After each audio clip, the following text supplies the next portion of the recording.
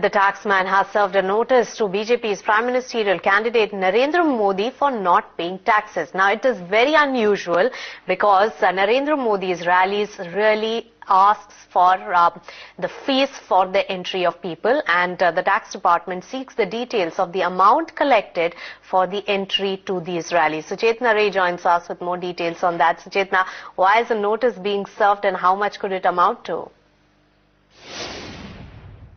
It's none other than BJP's Prime Ministerial candidate Narendra Modi who has got caught in the taxman's net, and the officials from the intelligence unit of Central Excise has sent BJP as well as Narendra Modi a notice claiming service tax for the last 1 year. This service tax has been claimed by the tax department for all the rallies that Narendra Modi has conducted at various parts of the country. Remember, from his Hyderabad rally onwards about 3 months back, Narendra Modi and BJP have been charging 10 rupees for entry per person into his rally. The tax department believes that since this money has been collected by BJP, service tax is legitimately due on that amount. Remember, it's a political rally that has been organized and held by BJP.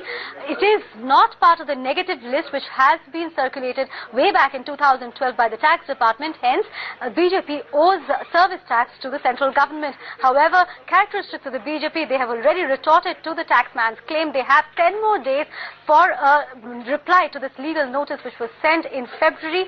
The BJP says that this money which was collected during Narendra Modi's rallies are all donation money, and therefore no service tax is due on them. But the question that the service tax department is asking is whether these rallies have been registered as donations coming in for a political purpose. Clearly the answer that the taxman has is no, and that's exactly why they believe that BJP should cough up the service tax.